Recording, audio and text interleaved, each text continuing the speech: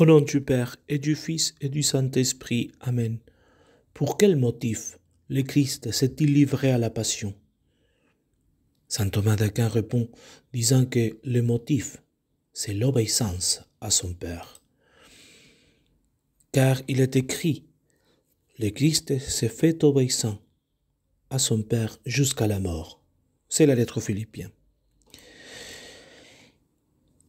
Alors, il y a une très haute convenance que le Christ ait souffert par obéissance. Et voici les raisons. Première, parce que cela convenait à la justification des hommes, de même que par la désobéissance d'un seul, Adam, beaucoup ont été constitués pécheurs, de même aussi par l'obéissance d'un seul, le Christ, beaucoup sont constitués justes. C'est la lettre aux Romains. Deuxième argument, cela convenait à la réconciliation de Dieu avec les hommes. Nous avons été réconciliés avec Dieu par la mort de son Fils, c'est-à-dire en tant que la mort du Christ fut elle-même un sacrifice très agréable à Dieu. Il s'est livré lui-même à Dieu pour nous, en oblation et en sacrifice d'agréable odeur.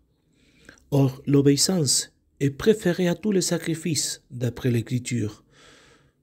L'obéissance, dit la Bible, vaut mieux que les sacrifices. Aussi, convenait-il que le sacrifice de la passion du Christ eut sa source dans l'obéissance. Et troisième raison, cela convenait à la victoire par laquelle il triompha de la mort et de l'auteur de la mort. Car un soldat ne peut vaincre s'il n'obéit à son chef. Et ainsi, l'homme, Christ, a obtenu la victoire en obéissant à Dieu. L'homme obéissant remportera la victoire, dit le livre des Proverbes. Il y a une objection très intéressante qui dit « On ne fait par obéissance que ce que l'on accomplit sous la contrainte d'un précepte », ce qui est préceptueux, on peut dire. Or, le Christ n'a pas souffert par contrainte, mais volontairement. Et la réponse de saint Thomas d'Aquin à cela, c'est « L'obéissance implique une contrainte à l'égard de ce qui est prescrit, mais elle suppose aussi l'acceptation volontaire à l'égard de l'accomplissement du précepte. Il y a quelque chose prescrite, mais il y a aussi l'acceptation volontaire de ce qui est prescrit. Et telle fut l'obéissance du Christ.